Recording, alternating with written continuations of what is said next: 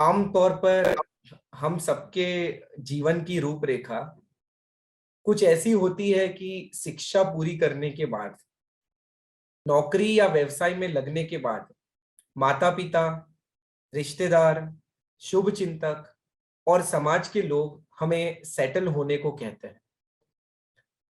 और हम में से कई लोग तो ये सोचकर ही घबरा जाते हैं कि इतनी मेहनत के बाद भी अब और क्या करना रह गया? ये सेटल होने का क्या मतलब है? फिर पता लगता है कि सेटल होने से इन लोगों का मतलब है शादी करना। शादी यानी नए जीवन की शुरुआत, एक ऐसे साथी की तलाश जिसके साथ हम अपना सारा जीवन व्यतीत कर सके। यकीनन ये हमारे निजी जीवन के तमाम फैसलों में बहुत अहम फैसला होता है। सभी को जय जिनेन्द्र। आप सभी का जैन टॉक्स के 176th सेशन के अंदर मैं नील स्वागत करता हूं। शादी से पहले यानी बिफोर मैरिज और शादी के बाद यानी आफ्टर मैरिज से संबंधित जो महत्वपूर्ण बातें हैं उस पर चर्चा करने के लिए हमारे साथ आज अमरावती से डॉक्टर संजय आंचलिया जी जुड़े हैं। शिक्षा से होम्योपैथिक डॉक्टर हैं होने के साथ श्री संजय जी भारतीय जैन संगठन विदर्भा और ओसवाल जैन समाज अमरावती के प्रेसिडेंट हैं। जूनियर चेंबर इंटरनेशनल यानी कि जेसीआई में 1991 से जुड़े। आपने इस संस्था में कई पदों के भार को संभाला और इस लंबे कार्यकाल के दौरान कई विशेष कार्यक्रमों में भाग लिया तथा उन्हें संचालित भी किया है। ऐसे 700 से अधिक कार्यक्रमों में अपनी सेवा देने के बाद ये आश्चर्य की बात नहीं कि आपको कई सम्मानों से नवाजा गया, जिसमें जेसीआई सेनेटर भी शामिल है। रक्तदान के लिए लोगों को प्रेरणा देने वाले आपने न केवल इसके लिए कई शिविर आयोजित करवाए बल्कि स्वयं अब तक 44 बार रक्तदान कर चुके हैं। Parenting, management skills, entrepreneurship, leadership आदि कई विषयों पर आप एक ट्रेनर के तौर पर जेसीआई में अपने विचार रख चुके हैं और आज द जैन फाउंडेशन के साप्ताहिक कार्यक्रम जैन टॉक्स में हमारे साथ बिफोर मैरिज आफ्टर मैरिज विषय पर चर्चा के लिए उपस्थित है। मैं संजय जी का हार्दिक स्वागत करता हूं जैन टॉक्स के इस मंच के ऊपर और उन्हें आज के जो ये रोचक विषय है उसको आज ये टॉक सेशन को एक इंटरैक्टिव सेशन बनाने के लिए इनवाइट करता हूं। और उनको इनवाइट करने से पहले मैं आप सभी से कहना चाहूंगा कि ये एक इंटरैक्टिव सेशन रहने वाला है। आपको कोई भी प्रश्न पूछना है, आपको हैंड रेज करना है और चैट बॉक्स में भी आप लिख सकते हैं। इन बिटवीन भी हम हमारे आपके प्रश्न ले सकते हैं या सेशन के बाद भी हम प्रश्न ले सकते हैं। तो सभी थोड़ा एक्टिव रहना और आज एक इंटरेक्टिव सेशन बनाना है। मैं स्वागत करता हूं संजय जी का जैन टॉक्स के 176 सेशन में। प्रणाम संजय जी। थैंक यू नील जी। आपने बहुत ही सुंदर परिचय बहुत अच्छे से मुझे सबके सामने इंट्रोड्यूस कराया, उसके लिए थैंक्स। आप सबका मैं स्वागत करता हूं और एक निवेदन करता हूं कि अगर आप अपने थोड़े से कैमरे ऑन कर लेंगे तो मैं थोड़ा सा आपका एक पिक्चर के माध्यम से मैं आपसे परिचित हो पाऊंगा। अभी मैं नाम देख पा रहा हूँ कुछ, लेकिन अगर कैमरे अगर ऑन कर लेंगे तो ज्यादा अच्छा मुझे लगेगा। और थोड़ी सी कोशिश हम ये करेंगे कि हम इंटरेक्टिव सेशन बनाएं इसको। बहुत ऐसा नया सब्जेक्ट तो नहीं है, सब्जेक्ट तो रूटीन का है हम लोगों का, रोज दैनंदिन का। तो बहुत सारी चीजें, ये अनुभव, आपके अनुभव हम यहाँ शेयर करेंगे। एक चर्चा है, मैं कोई बहुत ज्ञानी ऐसा व्यक्ति नहीं हूँ, आपके अनुभव हो सकता मेरे से ज्यादा है। तो हम सब लोग अगर यहाँ पे है, अपने अपने विचार यहाँ पे रखते हैं तो निश्चित रूप से सभी को फायदा होगा। और यह विषय, यह सब्जेक्ट मेरा चुनने का एक कारण ये भी था कि मैं इस फील्ड में, एक सोशल फील्ड में सन 2011 से एक व्हाट्सएप ग्रुप मैट्रिमोनियल को लेके लाइफ पार्टनर के नाम से मैं चलाता हूँ, और 10 लोगों के साथ में मैंने यह ग्रुप शुरू किया था। और उस समय सामाजिक कार्य करते हुए ऐसा हुआ, जब समझ में आया कि बहुत सारे लोगों का है कि यार आपको आजकल बायोडाटा नहीं मिलते। पहले के जमाने में होता क्या था, पहले ऐसा होता था कि हम जिस शहर में, हम जिस गांव में रहते थे, तो वहां का जो हमारा समाज रहता था, वो हमारे घर की बेटी या हमारे घर का बेटा नहीं होता था, वो हमारा कैंडिडेट अकेले का घर का नहीं होता था, वो पूरे गांव का होता था, ये वो संस्था थी। और गांव का व्यक्ति, समाज का अगर कोई कैंडिडेट है तो वह उसका कैंडिडेट समझ के गांव का वह व्यक्ति या गांव की वो संस्था जिसे हम कहते, वो कार्य में लग जाती थी, और सगाई संपन्न जो करते थे उसमें आसानी होती।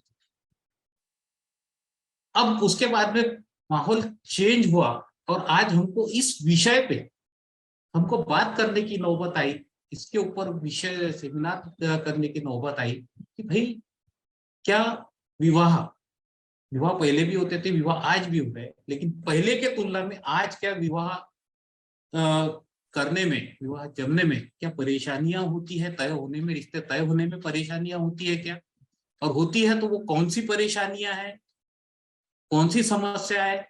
ये बात तो निश्चित है, अगर वो समस्या है तो उसका समाधान है, अगर समाधान नहीं है तो वो समस्या ही नहीं, ये बात निश्चित है। तो एक थोड़ा सा छोटा सा इंट्रोडक्शन इस कार्यक्रम का मैंने दिया, और उसके बाद में एक छोटा सा दूसरा सेशन अगर है तो विवाह के बाद में क्या तकलीफें है उसके ऊपर भी हम थोड़ा डिस्कशन करेंगे, हमारे पास जो समय दिया है। तो उसके पहले मैं आप सबका पुनः स्वागत करता हूँ। मैं थैंक्स देना चाहता हूँ कि यह अवसर मुझे जो उपलब्ध कराया उसका जैन फाउंडेशन की, इन्होंने इस विषय के लिए मुझे यहाँ पे आपके सामने आमंत्रित किया। मैं और थैंक्स देना चाहूंगा नील जी, जो लगातार मेरे संपर्क में रहे, बातचीत करते रहे, और यह दिन आज यहाँ पे आया। मैं थैंक्स देना चाहूंगा हमारे दिल्ली के भाई सौरभ जी, कि उन्होंने भी बहुत सारी जानकारी, बहुत सारी चर्चा मेरे साथ में इस विषय को लेके की। मैं थैंक्स देना चाहूंगा हमारी पूना निवासी मंजू जी, जो मेरे साथ में महेंद्र जी सुराना, उनकी वो बहन है, और बायोडाटा उनके भी घर में कैंडिडेट था, बायोडाटा ग्रुप में वो साथ में जुड़ी, और उनसे फोन पे डिस्कशन हुआ। ऐसी संस्था, उन्होंने मुझे एक प्रोग्राम में इनवाइट किया था, मैंने प्रोग्राम अटेंड किया था, देखा था।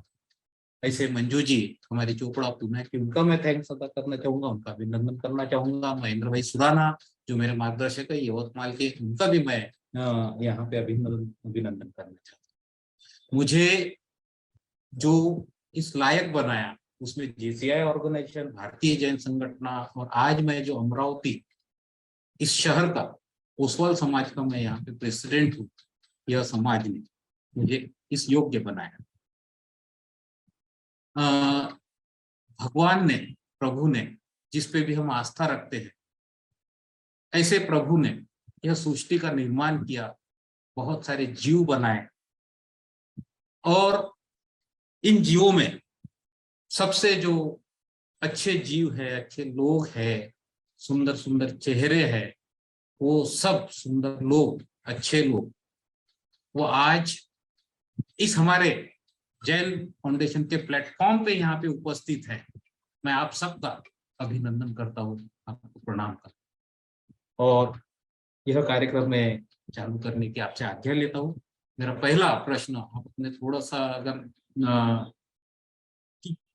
विवाह और शादी, विवाह या शादी ये क्या है, आप थोड़ा पार्टिसिपेट करेंगे ना तो मुझे भी मजा आएगा कि आप कुछ समझ रहे हैं, सुन रहे हैं, अपने कैमरे ऑन करके, तो उसमें हमको ज्यादा बेहतर। विवाह यानी क्या, क्या समझते हैं आप रिद्धि जी? अगर सभी अपने कैमरे ऑन रख सके तो अच्छा रहेगा, बहुत जिससे अच्छा रहेगा। हाँ हाँ, वक्ता को भी एक इंटरेक्टिव सेशन बनाने में मजा आएगी, और हम सब इस सेशन का हिस्सा बन सके। जी, सो जनरल आप संजय जी, जनरल आप थोड़ा इंट्रोडक्शन ठीक है ना, दीजिए, आपकी बातों को रखिए, फिर हम विवाह या जाएंगे। शादी हाँ, ये जो है एक हमारे को जो नेचर ने जो बनाया है उसमें एक ये है, दो लोगों के बीच सामाजिक धार्मिक जिसे मान्यता प्राप्त होती है, ऐसे दो अपोजिट सेक्स के जो लोग हैं वो एक जगह आके ऐसी कुछ रीति रिवाज अलग अलग धर्मों के हिसाब से, अलग अलग मान्यताओं के हिसाब से वो रीति रिवाज करके उन्हें एक करते हैं, यानी हार पहनाते हैं, मंगलसूत्र पहनाते हैं। अलग अलग समाज में अलग अलग धर्मों में अलग अलग तरह से शादी होती है। तो वह एक सामाजिक मान्यता, एक धार्मिक मान्यता है, दोनों साथ में रह सकते हैं और इस दुनिया को आगे बढ़ा सकते हैं, ये मान्यता है। शादी के बाद में अगर दोनों एक हस्बैंड, यानी जिस हस्बैंड कहता है और उससे वाइफ कहलाती है, तो दोनों साथ में रहते हैं तो उसको कोई नाम नहीं रखता। लेकिन अगर विदाउट मैरिज हमारी संस्कृति में अगर वो साथ में रखते हैं तो हमारी देखने की दृष्टि, उसमें लोगों को बातें करने का मौका हम दे देते हैं। तो ऐसी एक सामाजिक मान्यता है जिसे हम शादी कहते हैं, विवाह कहते हैं। पहले के जमाने में शादी ब्याह अगर पहले जाए, अगर अभी दादाजी के टाइम पे या पापा के भी टाइम पे कुछ समय कि पहले लड़की या लड़का देखने ने ऐसा लड़का लड़की भी नहीं देखता था, घर वाले तय कर देते थे ऐसा विवाह। समय जैसा जैसा अपना गतिशील होते गया, आगे बढ़ते गया, उसके बाद में ये जो प्रक्रिया है इसमें धीरे धीरे धीरे धीरे बदलाव आते चले गए और वो बदलाव समय के साथ में आए। और आज क्या वैवाहिक रिश्ते तय करना क्या वाकई में सही में मुश्किल हो गया है? ये मेरा प्रश्न है। कौन बोल सकता? यस, राहुल जी। जी राहुल जी, आप। सब, मीता जी, सही में तकलीफ है क्या? अगर किसी के अनुभव है, आपके घर में भी होंगे, छोटे भाई होंगे, लड़का होगा या पेरेंट भी है, कुछ कैंडिडेट भी है, क्या तकलीफ है क्या? हाँ, अभी थोड़ा लग रहा है ऐसे, जैसे कि जनरली अगर किसी को रिफर करना है तो आजकल लोग हम्म। गारंटी नहीं लेते हैं। या पहले जो एक गारंटी। मीडिएटर होते थे या समाज में उनका चलता था, पर अभी वो लोग भी हम्म। डरते हैं गारंटी लेने हम्म। से। सो इसके लिए भी गारंटी। थोड़ी चैलेंजेस आती है। हम्म। तकलीफ है, एक गारंटी वर्ड है कि गारंटी लेने से डरते हैं। इसका मतलब अगर ऐसा है कि वो बताने से भी हिचकिचा। और क्या तकलीफ है क्या? और क्या समस्या है? जी ध्वनि जी, आप बोल सकते हैं, ध्वनि जी। हाँ, और मतलब डिसाइड नहीं कर पाते लोग कि मतलब जो लड़का लड़की रहते हैं वो मतलब हाँ। ऐसे डिसाइड नहीं कर पाते कि मुझे कैसा जीवन साथी चाहिए, या फिर जैसा हाँ। जीवन साथी चाहिए वो वैसा उसमें फिट हो रहा है या नहीं। और पहले तो मिलना अच्छा। मतलब ऐसे ढूंढना ही मुश्किल होता है, फिर उसके बाद ये भी होता है। हाँ, बहुत अच्छी बात, बहुत अच्छी बात बनी जी। कि आप अ, यानी निर्णय, हम डिसीजन नहीं ले पाते, एक ऐसा उन्होंने कहा। दूसरा उसका ये है कि एक एकदम। बड़ा कारण ये भी है कि इन दिनों जो लड़कियां हैं वो भी हाँ। लड़कों की बराबरी में आगे बढ़ गई हैं, उनकी पढ़ाई उतनी हो गई है, तो उस हम्म। हिसाब से उनके प्रॉपर मैच नहीं मिल पाते हैं। पहले ये होता था कि लड़कियां इतनी पढ़ी लिखी नहीं होती थी और खानदान देखकर या घर परिवार देखकर शादी कर दी जाती थी। पर आजकल ऐसा नहीं होता, क्योंकि लड़कियों की इच्छाओं को भी देखा जाता है, उन्हें सुना जाता है और उसी हिसाब से विवाह या शादी निश्चित किए जाते हैं। उनकी राय भी बहुत जरूरी है। बहुत बहुत बहुत ही सही रास्ते पे, सही दिशा में हम चल रहे हैं। कि पहले जो विवाह तय होते थे उसमें लड़की को पूछा भी नहीं जाता था, ये लड़के को, कैंडिडेट को पूछा भी नहीं जाता, वो जाते थे घर वाले और तय कर दिए जाते। लेकिन समय बदला, अब ये हो गया, आज हम बिना लड़की के या बिना कैंडिडेट के सहमति से विवाह तय नहीं कर सकते। आज ये हमारे सामने एक ये है, तो उसमें हमारे को भी दिक्कतें आने लगी है। ये हो गया एक। और क्या चीजें हैं? आप पीएम मेहता, आप भी बोल सकते हो, मिस्टर मेहता। प्रणाम જી, જી, જીલભાઈ અને ડોક્ટર સાહેબ, આજકાલ हाँ, બધું वेलकम सर। સ્ટેટસ, मैं गुजराती में बात करूं तो चलेगा? ओके ओके, कोई प्रॉब्लम नहीं। આજકાલ બધા સ્ટેટસ ઉપર જઈ રહ્યા છે કે હું મારું સ્ટેટસ Status. આવું છે એટલે સ્ટેટસ હમ. પ્રમાણે મને મારો આવી રીતનો કેન્ડિડેટ મળવો જોઈએ, એવી રીતની વિચારણા હમ. ચાલી રહી છે. ओके, स्टेटस एक हमारी स्टेटस हमारे आड़े आता है, राइट। और कोई बोलना चाहेंगे? दूसरा, किसी ने कहा है कि आजकल ये प्रॉब्लम भी आ रही है कि सभी को सिटी में जाना है, तो जैसे हाँ। लड़कियों को भी सिटी चाहिए और गांव में कोई जाने के लिए रेडी नहीं है, तो गांव में हमें बहुत चुनौतियां आती है लड़कों की अगर शादी करनी है तो, यानी हमको सिटी हाँ, में हाँ। कहीं ना कहीं मूव होना ही पड़ता है, तो ये भी चैलेंज आ रही है। सभी लड़कियों का, मैक्सिमम लड़कियों का, अगर देखिए 80% अगर वो अगर सोचती है ना, तो अपन उसको मान के चलते हैं कि वो 100%, 80%, 100% कहीं होता नहीं, 80% है ना 100%। लेकिन 80% लड़कियां ये चाहती है कि मुझे मेट्रो सिटी मिले, बड़ी सिटी मिले। आज हमारे यहाँ पे अमरावती शहर के आजू बाजू में जहाँ पे 50,000 या 1 लाख की जहाँ पे आबादी है, उस शहर की लड़की अमरावती में 10 लाख की आबादी में, 11 लाख की आबादी की वहां पे भी आना नहीं चाहती, उसको भी मुंबई या मेट्रो सिटीज के ही सपना है। ये एक हमारे इसमें दिक्कत है कि किसी को अगर पूछो तो मेट्रो सिटी। और क्या दिक्कत है? हाँ, उत्तम जी कोठारी।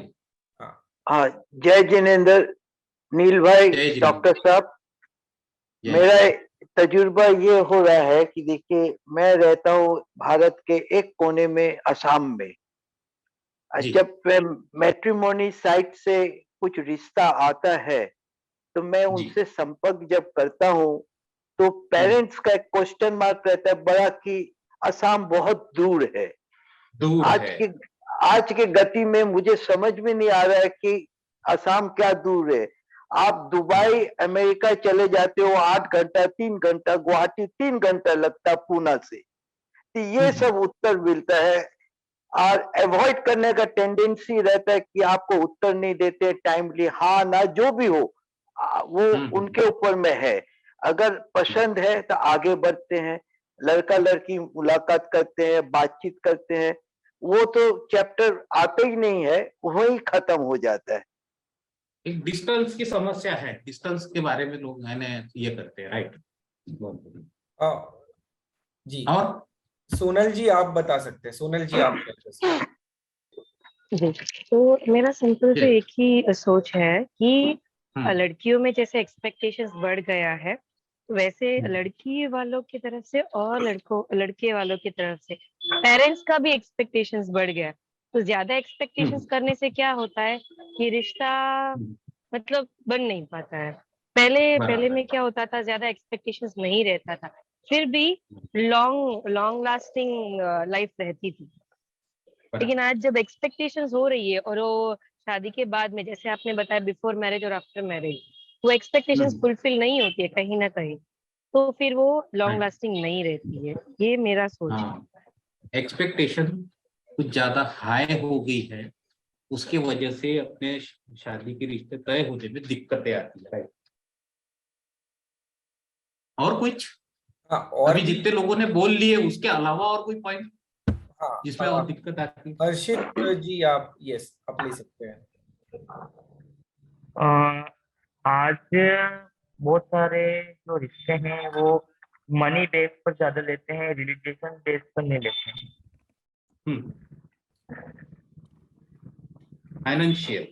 फाइनेंशियल स्टेटस भी बहुत अच्छा देखने लगते हैं, करके भी दिक्कतें आती है। ये भी एक है शादी तय करने के लिए, राइट। और एक चैट में किसी का आया है कि आजकल यंगस्टर्स को शादी करनी ही नहीं है, ऐसी रिस्पॉन्सिबिलिटी क्यों लेनी, मींस टेंशन क्यों, रिस्पॉन्सिबिलिटी से भाग रहे हैं। हाँ, रिस्पॉन्सिबिलिटी नहीं ले रहे, लेना नहीं चाह रहे।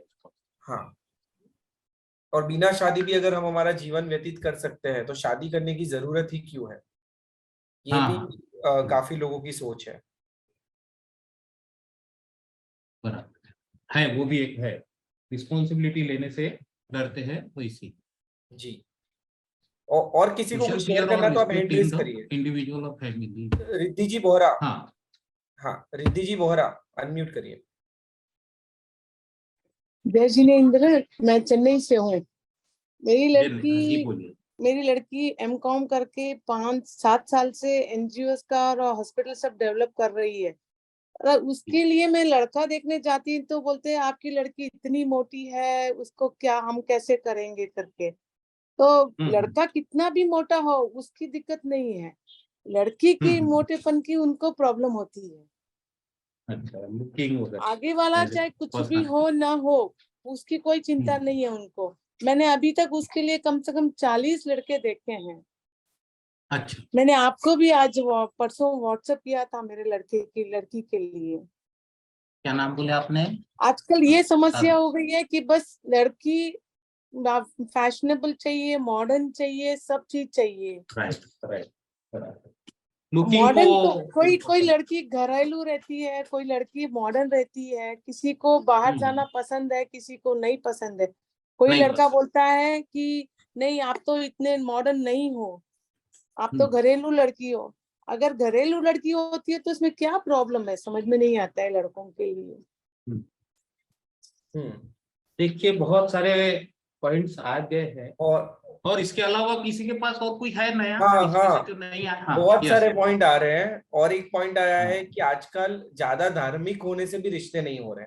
मीन्स ये Right. तो गलत बात है। ऐसा आया है कि ज्यादा हाँ। धार्मिक होते हम जब जैन समाज में है और अगर हम आलू प्याज नहीं खा रहे तो सामने हाँ। वाले को प्रॉब्लम आती है कि आप आलू प्याज भी नहीं खाते तो रिश्ता कैसे हाँ। कर सकते हैं।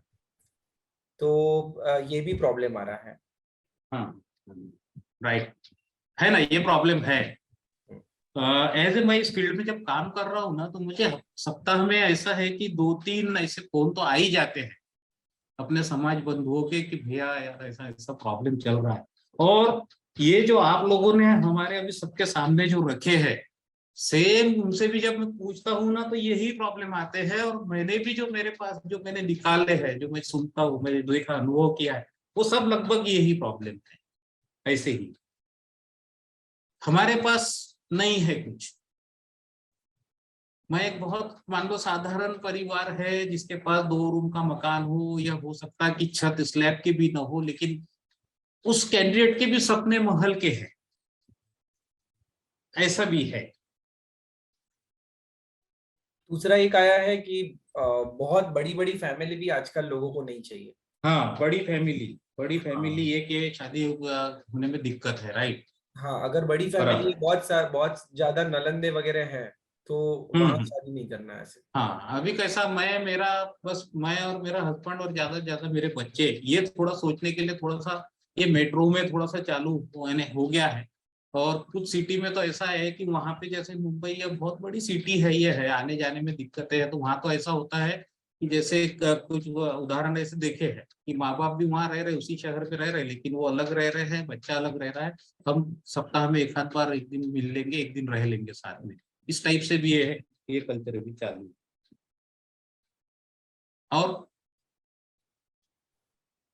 Social fear of respect in the individual और फैमिली, सोशल नहीं। और एक ये भी आ रहा है कि अगर सास ससुर के साथ रहना है तो नहीं रहना। यानी अगर लड़का अब्रॉड रह रहा है या अकेले रह रहा है तो बेसिकली वैसे भी रहना। आजकल ऐसा भी लोग रख रहे हैं कंडीशंस। हाँ, बिल्कुल है। और आज ये जो बदलते समय की ये धारा है कि आजकल ऐसी कुछ बातें बहुत कहीं कहीं क्लियर नहीं कही जाती, लेकिन कहीं कहीं बहुत ज्यादा क्लियर शब्दों में बोल दिया जाता है। अगर ऐसा होगा, हमारे परिवार नहीं होना, छोटा परिवार होना, या मेरे बच्ची से काम नहीं होगा घर का, ये नहीं करेंगी, या घर का काम ही नहीं करेंगी, खाना नहीं बनाएंगी, ये बहुत सारी चीजें कुछ कहते कुछ नहीं कहते। और कहना ज्यादा अच्छा है नहीं कहने से, और बाद में फिर प्रॉब्लम क्रिएट ना। राइट, बिल्कुल। और एक ऐसा भी आया है कि अभी आजकल लड़कियों की सोच ऐसी भी है कि क्यों लड़कियां ही लड़के के घर जाए, लड़के क्यों नहीं आ सकते लड़की के घर। अगर मैं मेरे माँ बाप की एक ही लड़की हूँ और सामने 2-3 लड़के हैं तो वो क्यों नहीं आ सकते। ये ब्याह तो कर लड़का कैंडिडेट लड़की के घर आवे, ये कुछ लोगों का ये है। हाँ, मीन्स दोनों कमा रहे हैं, दोनों सक्षम है, दोनों एजुकेटेड है। मैं एक ही हूँ मेरे माता पिता की, तो उनकी सेवा भी मुझे देखनी है। तो ये समाज ने हाँ। रूल बना दिया, तो ऐसा इसमें चेंजेस भी तो ला सकते हैं, ऐसी सोच है काफी लोगों की। है राइट है। रिद्धि जी कुछ बोलना चाह रही, हैंड रेज किया हुआ। जी जी, आप भी बताइए। मेरा कहना है हर परिवार में ये तो होता ही आ रहा है आजकल। हम्म। आजकल की लड़कियों को ऐसे मीन्स सास ससुर के साथ, जैसे आपने अभी बताया है, कि सास ससुर के साथ रहना पसंद नहीं है, वो तो मैं मानती हूँ, क्योंकि मैं भी देख चुकी हूँ इसके लिए। मेरे भी 2 लड़के हैं, 2 बहुएं हैं मेरी भी, दोनों डॉक्टर है। पर बड़ी बहू का विचार उसका ऐसा है कि बस मैं, मेरा पति और मेरे बच्चे। मेरे हस्बैंड की डेथ होके 30 साल हो गई है आज। मेरी लड़की 1 अच्छा। साल की थी, दूसरा लड़का 3 साल का था और बड़ा लड़का 7 साल का था। उनको मैंने बढ़ाया लिखाया, सब कुछ किया। आज मैं हॉस्पिटल रन करती हूँ। 30 साल से उनकी डेथ के बाद मैंने हॉस्पिटल अभी भी रन कर रही हूँ। मैं आंखों का हॉस्पिटल चलता है मेरा अभी भी। पर उन आजकल की लड़कियों की ऐसी सोच है कि क्यों हम इनके साथ रहें, क्यों इनका करें हम ऐसे। जब उनकी बारी आती है तो अपने को भी लगता है कि भाई वो भी अपने कुछ करें अपने लिए, पर वो आज की उसमें आशा करना बहुत मुश्किल है। आशा नहीं कर सकते हैं अपन। ये भी एक समस्या है विवाह तय होने में। एक अभी ये चार्ट आ रहा है, उसमें ईगो लिखा हुआ है, ईगो के कारण भी थोड़ा सा ये विवाह में दिक्कतें हो रही है। बिल्कुल सही है। एक जन का चैट बॉक्स में आया है कि जैसे रिद्धि जी ने कहा, तो आजकल की सास ससुर भी मीन्स बहू आती है तो ऐसे सोचते हैं कि बहू तो ऐसी ही होगी, यानी पहले से ही वो एक नेगेटिव परसेप्शन रख लेते हैं बहू के बारे में, और उनकी हर एक एक्शन को नेगेटिवली ही देखते हैं। भले ना बहू के अंदर मन में पॉजिटिव विचार है, बट वो माइंडसेट ऐसा सेट कर लिया है कि वो नेगेटिव ही देखती है। तो बहू कुछ भी करे तो उसमें नेगेटिव कैसे देखना, ये भी आज की चैलेंज है। हाँ, ये जो कारण है, इस टाइप का कारण जो है हमारा, जो सेकंड इसमें है आफ्टर मैरिज, इसके अंतर्गत वो थोड़ा सा ज्यादा फिट बैठता है।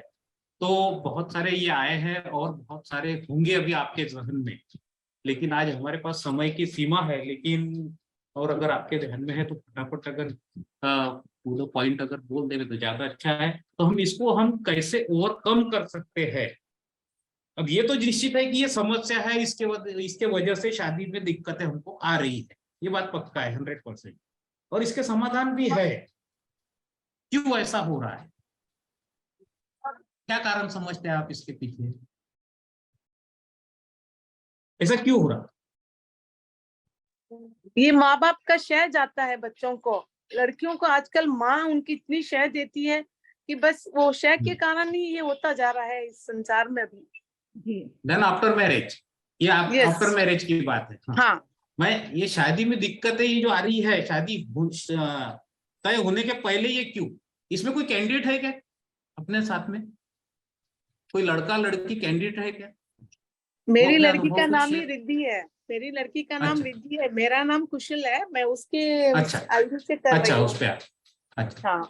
हमारे बीच में ऐसा कोई कैंडिडेट है जो शादी के लायक है इसमें, जो लड़की देख रहे हैं या लड़का देख रहे हैं? वो होगा तो वो भी अपने अनुभव थोड़ा साझा करे।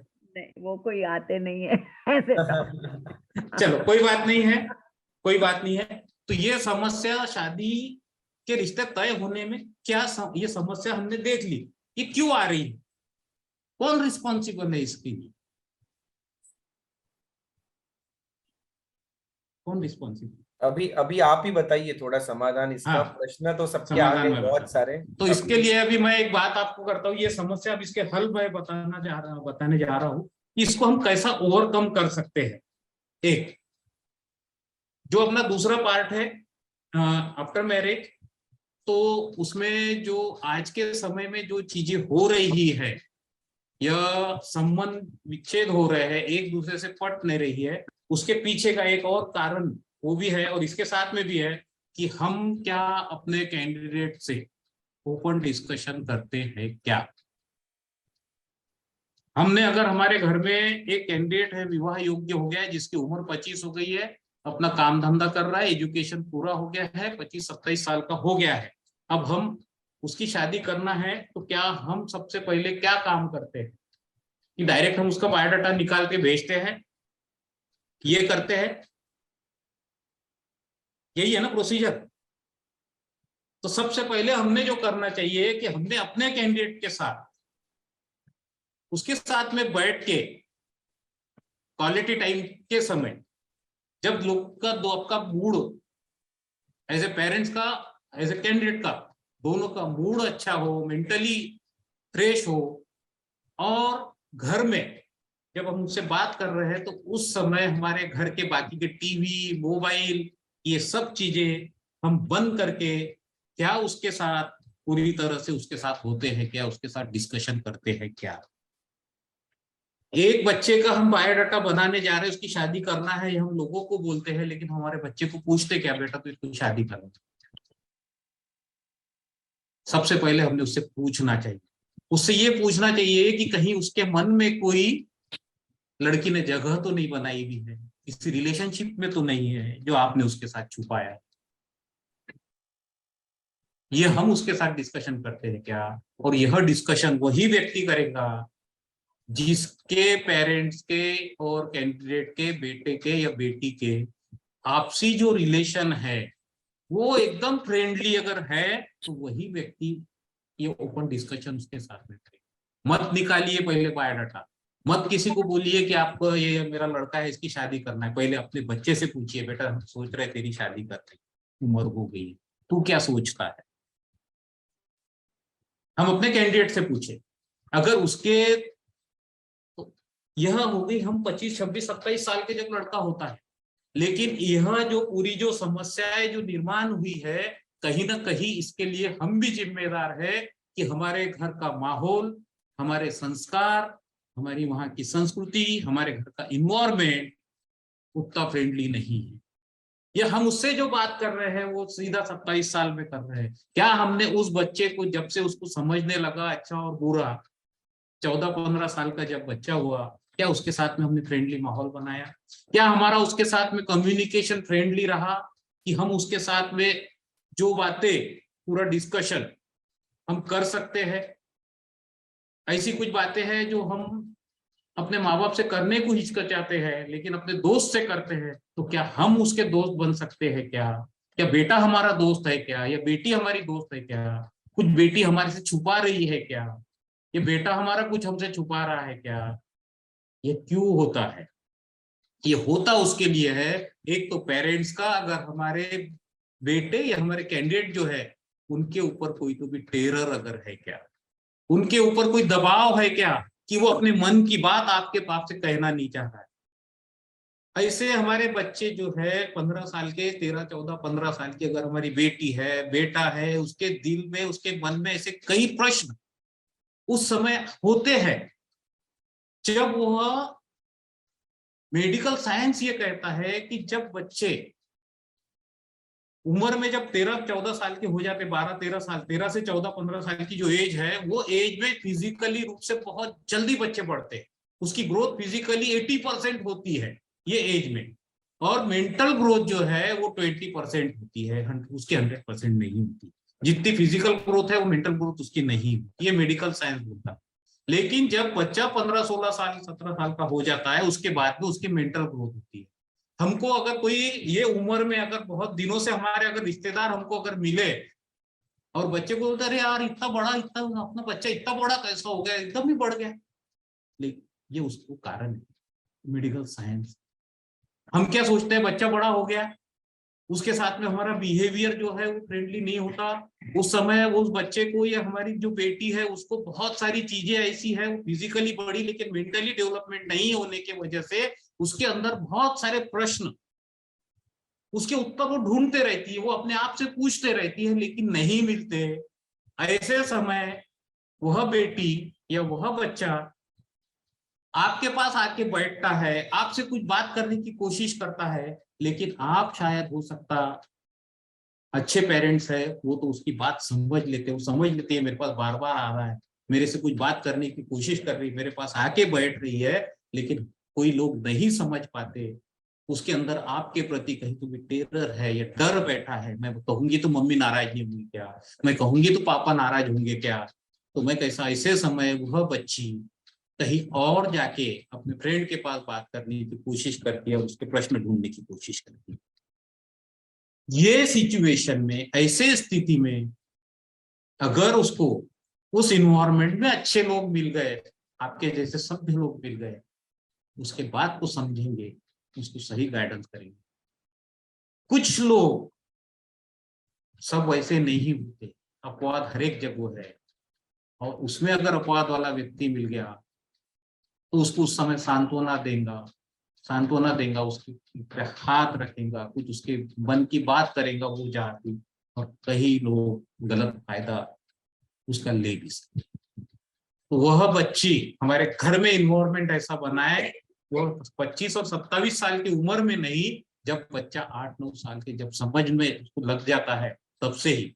और मेडिकल साइंस ने ये कहा है कि बच्चा अगर पैदा होता है, पैदा होने के बाद में जब वो देखना चालू करता है, रेंगने लगता है, तो उस समय हमारे जो बिहेवियर है, हमारा जो व्यवहार है, वो व्यवहार को देखते रहता है। भले ही वो उसके मुंह से शब्द नहीं निकलते, वो बोल नहीं पाता, लेकिन उसका सबकॉन्शियस जो माइंड है ना, वो माइंड में अपनी जो पिक्चर है, वो मेमोरी में उसके रिकॉर्ड होते रहती है। जिस तरह से ये प्रोग्राम जो है अभी ये रिकॉर्ड हो रहा है, जब इसको कभी भी आप सुनना चालू करोगे, आप कहाँ से भी सुनना चालू करेंगे, वो चालू हो जाएगा। जब बच्चा आज नहीं, लेकिन आज के बाद में बड़ा जब होगा, और वो जब बड़ा होगा, जब वो समझेगा और वो रिकॉर्ड, वो पिक्चर फ्लैशबैक उसके सामने जब चालू होगा, वो पिक्चर आएगी। तो हमारे घर का माहौल हमने वैसा बना के रखना चाहिए, ये इसका सबसे पहला कारण। अब बात कर रहे थे हम रिश्ते की, तो रिश्ते में हमारे कैंडिडेट जितने हैं, जो कैंडिडेट है, जिनके घर में कैंडिडेट है, उससे ओपन डिस्कशन करना चाहिए। बेटा, तेरे दिमाग में कोई लड़की या लड़का तो नहीं है जिसको तू पसंद करता है? अगर होगा तो बता दे, हमको प्रॉब्लम नहीं है। अगर ऐसा होगा तो तू बता। अगर ऐसा, वो बच्चा अगर आपके सामने अगर अपनी बात अगर कहता है, तो उसका एक्शन, उसके एक्शन के साथ आपकी रिएक्शन नहीं, शांत मन से, जब आपका इमोशनली आप जब नॉर्मल है, यह हमारे कैंडिडेट अगर यहाँ पे है, आप जब इमोशनली आपके नॉर्मल है, तब हम ऐसी बात, ये जो विषय अगर है, तो ये बात मैं अगर इसको कहूंगा तो ये संवेदनशील विषय है, सेंसिटिव विषय है।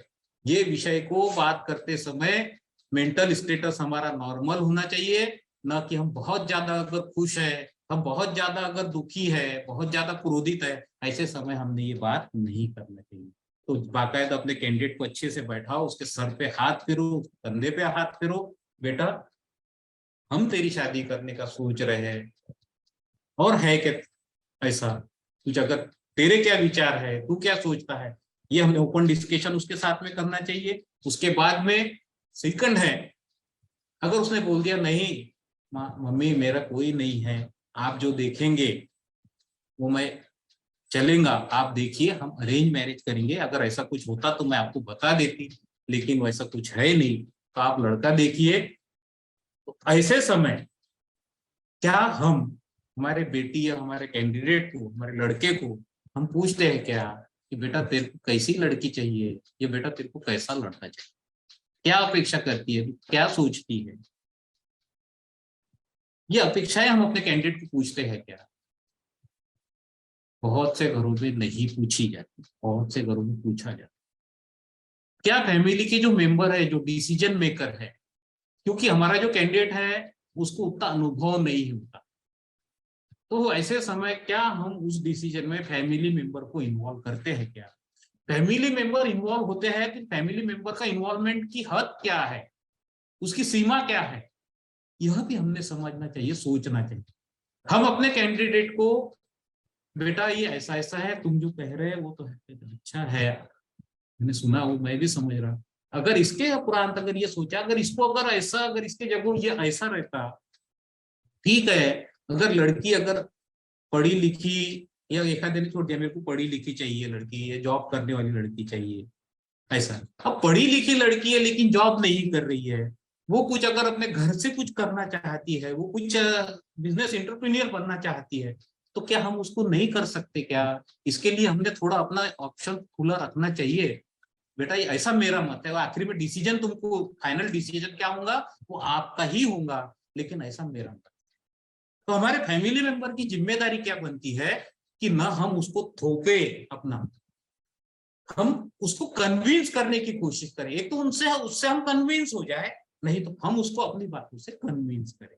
ये दूसरा ये है, उसके जो एक्सपेक्टेशन है उसको समझे, और वो कहीं तो भी अगर उसके एक्सपेक्टेशन में हमको ऐसा लगता है कोई सुधार करने की जरूरत है, तो हम अपने विचार वहां पे रखे, फैमिली मेंबर को इन्वॉल्व करें। नहीं तो ऐसा ना हो जाए कल हमारे अगर जॉइंट फैमिली है, हम बहू ला रहे हैं और बहू ला रहे हैं, हमने फैमिली मेंबर को इन्वॉल्व नहीं किया और लेके आ गए कर दिए, तो उसके बाद में फिर उसकी नाराजगी नहीं रहना वो फैमिली मेंबर की, क्योंकि साथ में हमको उसके रहना है कि भाई मेरे को तो पूछा ही नहीं था और ऐसा हो गया, तुमने अपनी मन की लेके आ गए।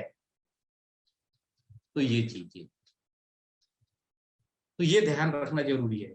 देन इसके बाद में जो चीज है वो चीज है कि हमने कोई तो भी अपना क्राइटेरिया सेट करना चाहिए। अब हमारा एक्सपेक्टेशन हो गया, हमने बेटे से सब पूछ लिया कि भाई अपने को कौन सा है, अपने को सुंदर लड़की चाहिए, अपने को एजुकेशन वाली चाहिए, एजुकेशन होना चाहिए, अपने को घर घराना जो है फैमिली अच्छी चाहिए, एक जो बच्ची अपने घर का काम कर सकती वैसी बच्ची चाहिए। ये सब हो गया, अपन ने देख लिया, वर्किंग नॉन वर्किंग फैमिली वाले, या किसी को बहुत बड़ी फैमिली नहीं चलती, उसका डिस्टेंस जो अभी हमने बात की ना कि हम बहुत लंबे जगह दूर देना नहीं चाहते लोग, तो ये डिस्टेंस हमारे को बहुत यानी कैसा है कि हमको कौन से स्टेट की चलेंगे, हम दूर से दूर का रहा दूसरा स्टेट रहा तो चलेगा क्या, हम 10-12 घंटे लगते हैं ऐसे स्टेट में हम जा सकते हैं क्या, वहां की ला सकते हैं क्या, हम भाई बंगाल में जाना है, बंगाल की लड़की हम चल सकती है क्या, ये पूरा के पूरा हम डिस्कशन उसके साथ में करें और उसके बाद उसे लिखे और उसके बाद में हम उसकी प्रायोरिटी सेट करें। अब हमारे ये सब आ गया, हमको एजुकेटेड चाहिए, लुकिंग भी चाहिए, फाइनेंशियल भी है थोड़ा सा ठीक है, मिडिल क्लास हमको चलेगा, वर्किंग नॉन वर्किंग में हमको थोड़ी नॉन वर्किंग चलेंगी, ये वर्किंग चलेंगी। अब ये सब हो गया डिस्कस, फिर हमको उसमें प्रायोरिटी सेट है, हमारी प्रायोरिटी, फर्स्ट प्रायोरिटी क्या है, सेकंड प्रायोरिटी क्या, थर्ड प्रायोरिटी क्या, फोर्थ और फर्स्ट, ये 5 प्रायोरिटी हम उसमें डिसाइड। मेरे को वर्किंग वाइफ चाहिए, मेरा लाइफ पार्टनर वर्किंग चाहिए, ये हमारी फर्स्ट प्रायोरिटी मान लो कोई अगर ऐसा सोचता है। दूसरी प्रायोरिटी क्या है, दूसरी प्रायोरिटी एज ए मेरे को height weight as a personality wise अच्छी चाहिए, थोड़ी सा लुक थोड़ा सा 19 भी रहा तो चलेगा, लेकिन मेरी पर्सनैलिटी तो लुकिंग या एज ए पर्सनैलिटी कैसी चाहिए, ये दूसरा मुद्दा है। दूसरा प्रायोरिटी लुकिंग है। किसी की दूसरी प्रायोरिटी हो सकता है कि नहीं मेरे को बहुत ज्यादा दूर नहीं जाना है, किसी की पहली प्रायोरिटी हो सकती है कि मेरे को 200 किलोमीटर के अंदर ही बात करना है। अभी मैं बात किया इंदौर से नया बायोडाटा एक देखा मैंने, तो मैंने उनको तुरंत मैसेज किया कि क्या आप अमरावती नागपुर इधर के इधर देना चाहूंगी क्या, उनका रिप्लाई आया मैं 200 किलोमीटर के एरिया में इंदौर के आजू बाजू में बस। तो ऐसे समय हमारी ये जो प्रायोरिटीज है हमने ये डिसाइड करना चाहिए कि सबसे पहली प्रायोरिटी हमको दूर जाना नहीं है, ओके। दूसरी प्रायोरिटी हमको एजुकेशन चाहिए, एजुकेशन में फिर हमको प्रोफेशनल ग्रेजुएशन चाहिए या प्लेन ग्रेजुएशन चाहिए, पोस्ट ग्रेजुएशन चाहिए या टेक्निकल ग्रेजुएशन, ये सब चीजें प्रायोरिटी हमको पहले डिसाइड करना चाहिए। देन उसके बाद में फर्स्ट सेकंड थर्ड ये प्रायोरिटी, फोर्थ और फिफ्थ जब हम देखने को जब जाएंगे ये प्रायोरिटी में अगर हमको ऐसा लगता है कि 30% 3 प्रायोरिटी सामने पहले वाली अगर हमको मिल गई है तो हमारा 60-70% काम हमारा हो गया है। लेकिन बेसिक प्रायोरिटी जो है हमारी पहली 1-2 इसमें थोड़ा सा हम कॉम्प्रोमाइज ना करें। अगर करें, कहीं हमने जब प्रायोरिटी सेट की अगर हमारे को दिक्कत जा रही है, हो नहीं रहा है, तो हम रीथिंकिंग उसके ऊपर करें, क्या हमने कोई गलती तो नहीं कर दी सिलेक्ट करने प्रायोरिटी डिसाइड करने में। तो हम बैठ के फिर उसके ऊपर पुनर्विचार करके फिर हम उसको रीस्ट्रक्चर करें प्रायोरिटीज का। और यह डिसाइड करने के बाद हम अपना बायोडाटा को प्रिपेयर करें। भाई एक अगर लड़की हम लाना चाहते हैं या एक लड़का हमारी बेटी है हम लड़का लाना चाहते हैं, तो हम क्या देखेंगे लड़के के बायोडाटा में? मेरा प्रश्न है आपसे, आप अनम्यूट करके आप इसका उत्तर दे सकते हैं। हम लड़का खोज रहे हैं अपने बेटी के लिए, तो हमने क्या चीजें देखते हैं? सबसे पहले लड़का स्वस्थ है कि नहीं, हेल्दी है कि नहीं, यस। उसकी शारीरिक क्षमता सही है कि नहीं। हाँ। हाँ, मैं ये बात कर रहा हूँ ना, मैं ये जो बात कर रहा हूँ, मैं लड़का देखने के पहले की बात कर रहा हूँ। ये बायोडाटा आपके हाथ में आया है, तो बायोडाटा में आप क्या देखते हैं? कि उसका घर घराना ठीक है कि नहीं। बायोडाटा में समझ में आता? अपन बातचीत करते हैं ना, लोगों से पता करते हैं कि नहीं। जब बायोडाटा आपके हाथ में आता है तो आप 50 लोगों से पूछते हो कि ये इन लोगों को जानते हैं कि नहीं आप लोग, जो राइट, उसके बारे में, फैमिली के बारे में इंफॉर्मेशन निकालते, राइट। गोत्र लिखे रहते हैं, मामा का, दादा का।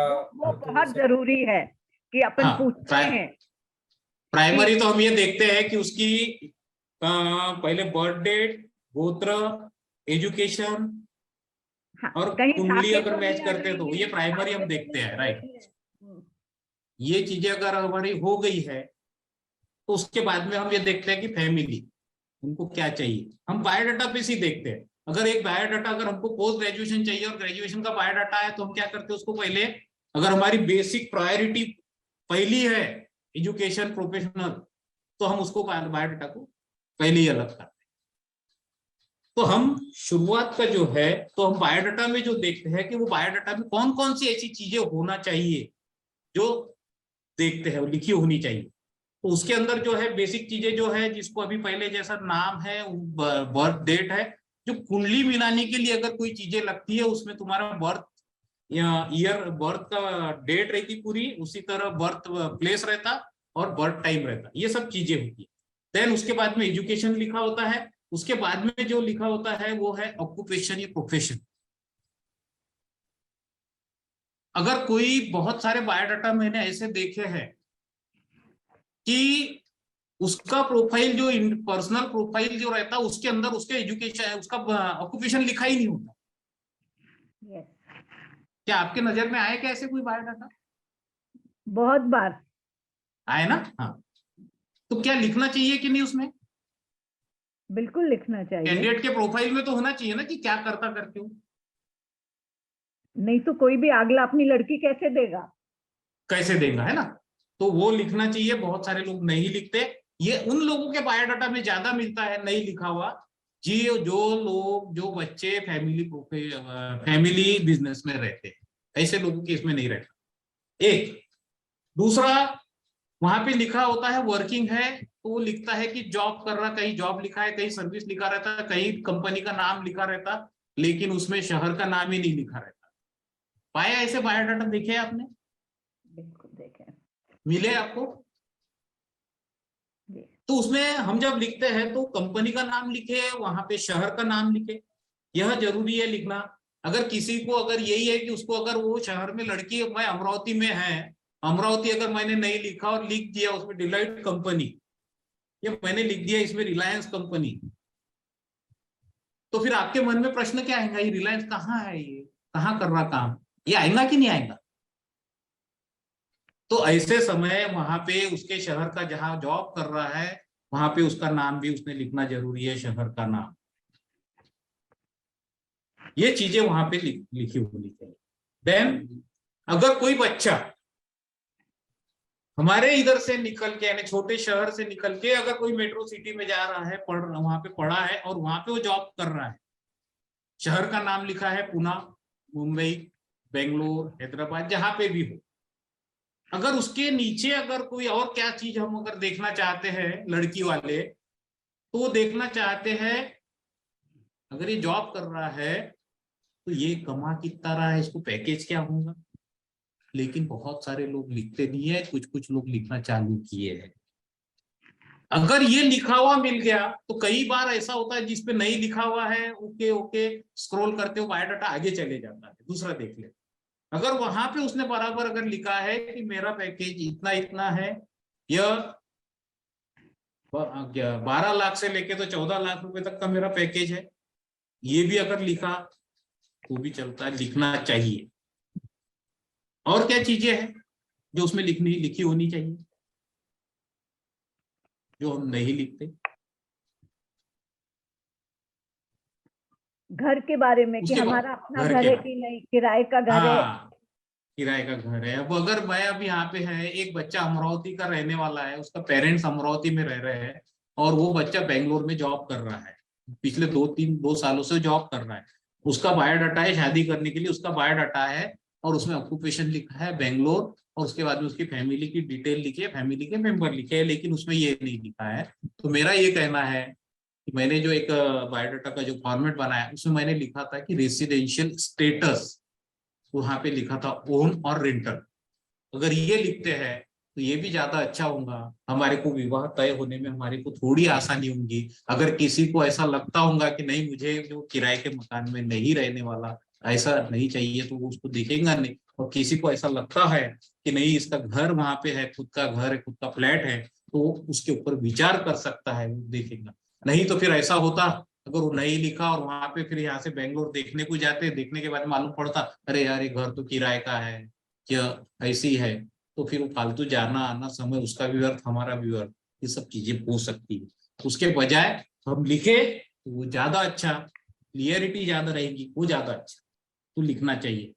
बहुत बढ़िया बात आपने भी कही, यही सब चीजें मैं भी आपके सामने रख रहा था। ये सब चीजें आप में से ही निकल रही है, जानकारी है, लेकिन उसको ध्यान नहीं देते।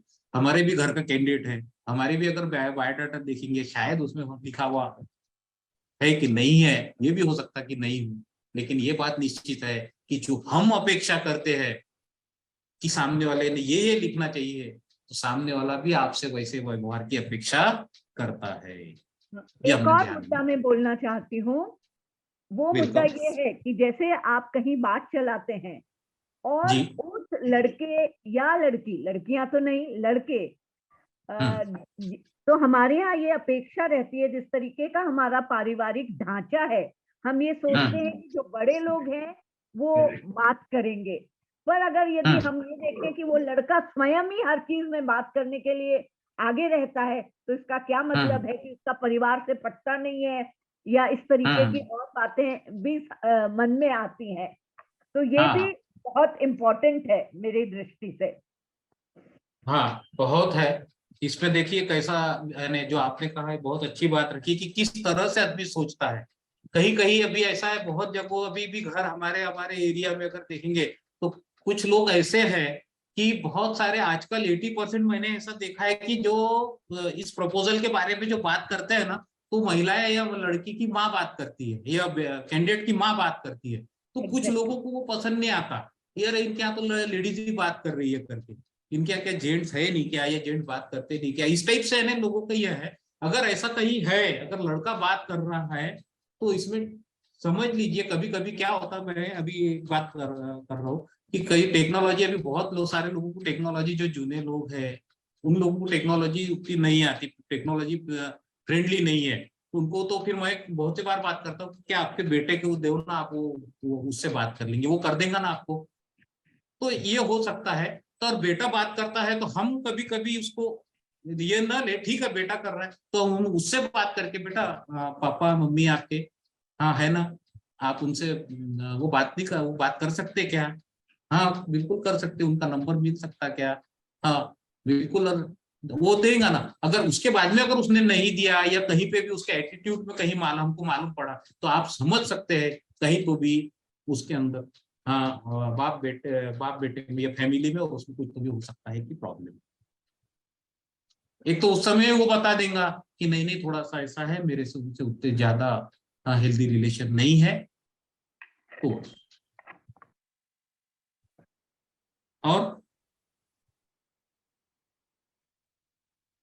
ये बायोडाटा में ये सब चीजें अपनी होनी चाहिए। और एक चीज मैं इसमें आपके सामने और ये रख रहा हूँ कि उसमें कैंडिडेट का भी नंबर हम डालें, उसके जो प्रोफाइल रहता है वहां पे, उसके जो डिटेल रहती है कैंडिडेट की, उसका भी नंबर हम वहां पे डालें। और जब हम नीचे फैमिली की डिटेल लिखते हैं, तो फैमिली की डिटेल में जो करस्पॉन्डेंट पर्सन है, जो बात करने वाला है, उसका नंबर वहां पे जरूर हो, और उसके नंबर के साथ में क्या हो, उसका नाम भी जरूर।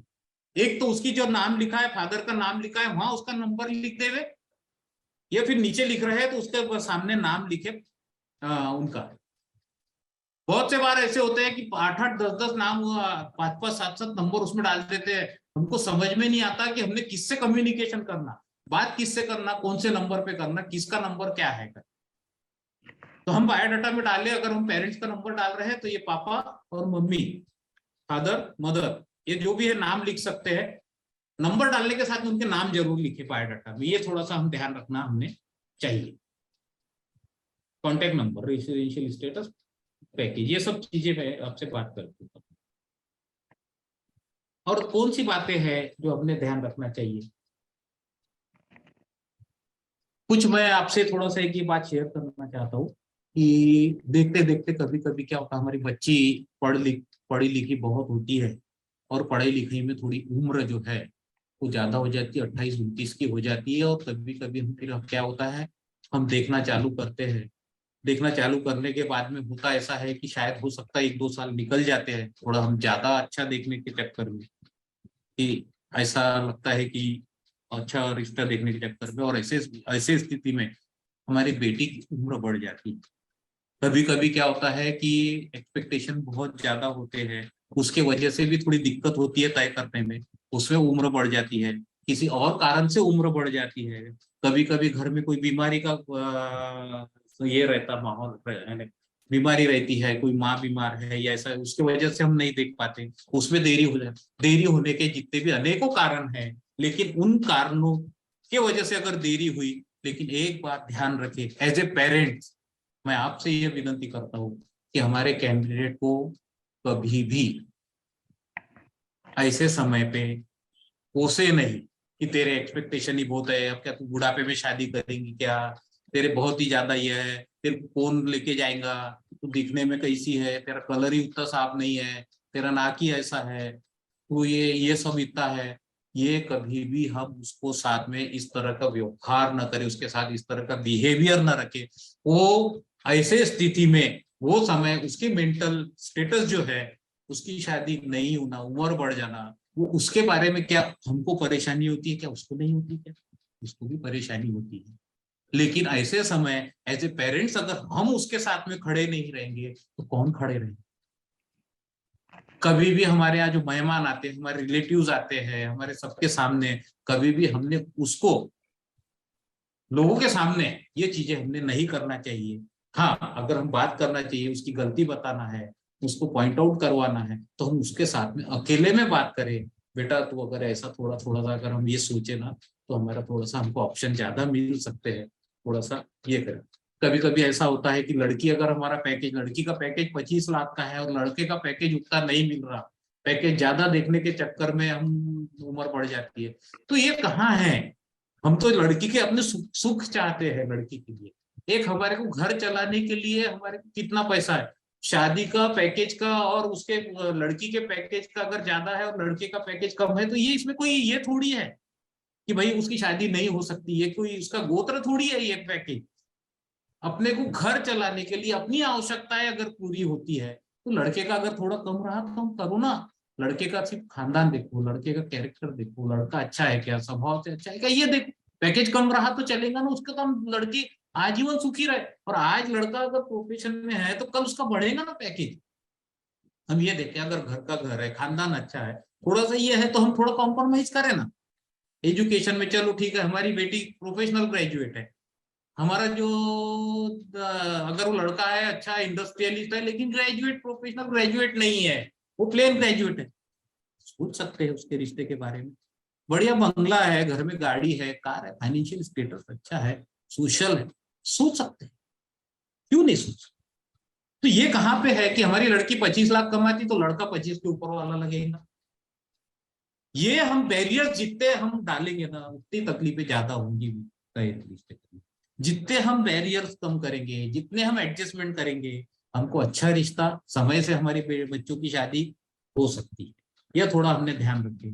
कम्युनिकेशन जो बेटी के साथ में या बेटे के साथ में जो कर रहे हैं, ऐसे स्थिति में लेट हो जाने के बाद में वो कैंडिडेट की कभी कभी उसका बिहेवियर ऐसा रहता, वो हमारे फैमिली मेंबर के सामने आना नहीं चाहती, वो हमारे जो मेहमान आते उनके सामने नहीं जाना चाहती, वो कम्युनिटी में हमारे कम्युनिटी में नहीं जाना चाहती क्योंकि उसको लेट होता। ऐसे वजह से वो अगर अपने आप को, उसका मेंटल जो है स्टेटस जो है वो नॉर्मल नहीं रहता, और वो अपने आप को कंपनी से, फैमिली से वो अलग अलग करना चाहती। कोई मेहमान आएगा तो वो अपने रूम में जाके बैठ जाएगी, वो अलग बैठ जाएंगी। ये थोड़े से सिम्टम्स हमारे को उस बच्ची के, उस कैंडिडेट के समझना होगा। उसमें कोई कमी नहीं है, उसको कभी पॉइंट आउट करवाना नहीं है लोग के सामने।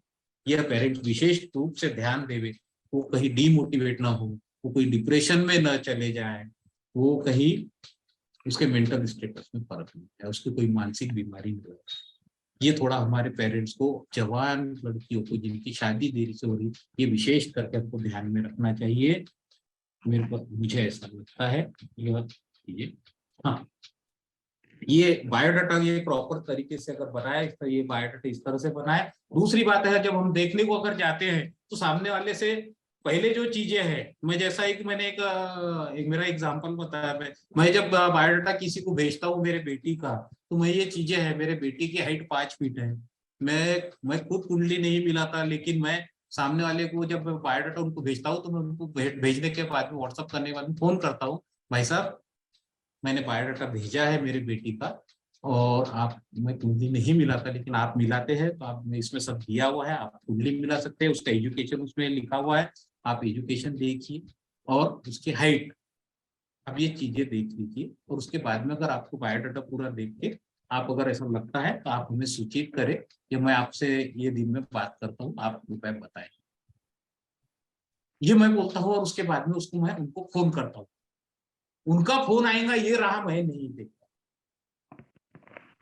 बहुत से लोग हैं, करते हैं, अब ऐसा होता है कि भाई लड़कियों की कमी है। मैं आपको बता देना चाहता हूँ कि अपने जैन समाज की स्थिति, जो जेंडर इक्वलिटी जो है, वो हमारे इसमें फर्क नहीं है बहुत ज्यादा, मात्र बहुत ज्यादा 50-50% है। तो मेरे को ऐसा 49% और 50% लड़के, ये जेंडर का फर्क है। ऐसा नहीं है कि लड़कियां नहीं है। मुझे ऐसा लगता है कि जितनी तकलीफ है उससे ज्यादा हम जो है ना, ये नैरेटिव बना लिया है हमने प्रोपोगंडा बहुत कर लिया कि बहुत तकलीफ है, शादी ब्याह करना ना आज तो बहुत तकलीफ है। ये हम क्या करते हैं, हम सब लोगों के साथ में मिल बैठकर ऐसी चर्चा करते हैं। मुझे ऐसा लगता है कि तकलीफ उससे ज्यादा है, जबकि हमारे इसमें जेंडर इक्वेलिटी बराबर है 50-50%। जैन समाज एक ऐसा समाज है सब इसमें कि जहां पे लड़के और लड़कियों का संतुलन जो है ये बहुत बराबर का बना हुआ। हाँ, एक संतुलन जरूर बराबर नहीं है। हमारे जो लड़कियां हैं वो 65% जो है हाईली एजुकेटेड है, 65% हाईली एजुकेटेड लड़कियां हैं। अगर उसकी तुलना में 35% ही हमारे पास प्रोफेशनल ग्रेजुएट लड़के हैं। हमारे पास डॉक्टर प्रोफेशन की जो बेटियां हैं वो बेटियां ज्यादा है। हमारी यह हालत है कि हमारे डॉक्टर प्रोफेशन की बेटियां जो है, अगर मैं ये कहूंगा तो लड़कों से दुगनी है। 2 या 3 लड़के डॉक्टर मिलेंगे, 7 लड़कियां डॉक्टर मिलेंगी उसके साथ। अब वो लड़कियां हाईली क्वालिफाइड है, लड़की एमडी है, उसके बाद में और मास्टर ग्रेजुएट मास्टर्स है, ये सब किया है। उनके तुलना में हमारे समाज में जैन लड़के अगर कोई सोचे डॉक्टर के मिलना तो बहुत कठिन कठिन। तो ये जो इक्वालिटी है, ये प्रोफेशनल ग्रेजुएट, अगर कोई परिचय सम्मेलन होता है ना, हाईली ग्रेजुएट प्रोफाइल का एजुकेटेड का रखे, तो वहां पे 65 लड़कियां आ जाती है और 35 लड़के आते हैं, और उनके तुलना में आप ये सोचिए ये है। तो हम थोड़ा सा जब विवाह तय कर रहे हैं, तो अगर मान लो हमारी बेटी ज्यादा पढ़ी है, हमारी बेटी थोड़ा सा पैसा ज्यादा कमाती है, उसको पैकेज ज्यादा है, लेकिन लड़का अगर अच्छा है, लड़का हमारा एजुकेशन उससे थोड़ा सा अगर कम भी होगा ग्रेजुएट, वो हमारी लड़की मास्टर्स है, हमारा जो लड़का है पोस्ट ग्रेजुएट है, तो अगर बाकी अच्छा है, एज ए फैमिली अच्छी है, एज ए लड़के का बिहेवियर अच्छा है, स्वभाव अच्छा है, तो हमने रिश्ता आगे करने के लिए बढ़ना चाहिए, ना कि उसको रोकना चाहिए, हर्डल लगाना चाहिए। ऐसा मैं इस आपसे समय निवेदन करूंगा। दूसरा कि हम ट्रांसपेरेंसी रखें। जो दूसरा पार्ट है कि आफ्टर मैरिज संबंध क्यों टूटते हैं, तो उसमें एक कारण यह है कि ट्रांसपेरेंसी हम नहीं रख पाते, हम कुछ चीजें छुपाते हैं। और जो बिल्डिंग बनाना है ना, हमारे को ऊंची बिल्डिंग बनाते हैं, तो उसकी नींव जब तक का हम मजबूत नहीं बनाएंगे, हम उसके अगर अच्छी एक शादी लंबी चलने वाली अगर उसको बनाना चाहते हैं तो हम कभी उसमें झूठ का सहारा न ले। हम जो चीज है, वास्तविकता है, वो सामने वाले को बताए। यह लेकिन जरूरी नहीं है कि सबसे पहले बता देना, लेकिन जब हमारे रिश्ते की बात जब आगे बढ़ती है ना, जब हम वहाँ आगे आने देखने को आने जाने की बात करते हैं, ऐसे समय भाई साहब कुछ बातें मैं आपसे बात करना चाहती हूँ कि ऐसा ऐसा है, मेरे बेटी को एक है ना ऐसा एक स्पॉट है, व्हाइट स्पॉट है अंदर। अननेसेसरी अगर उनको नहीं चलता, बाद में देखने को आया और उसके बाद में जब मालूम पड़ा, ये थोड़ी देर के लिए आपने छुपा लिया, शादी होगी और शादी के बाद में दिखा तो ऐसे समय अच्छा परिवार, अच्छा अगर कुछ रहा, चल गया, बहुत अच्छी बात। और कहीं प्रॉब्लम आया, नहीं चला, आफ्टर मैरिज रिश्ता टूटने के कगार पे आता है। ऐसी स्थिति के बजाय उसके आज बता देना ज्यादा अच्छा है ना। हेल्थ में ये प्रॉब्लम है, थोड़ा ये प्रॉब्लम है।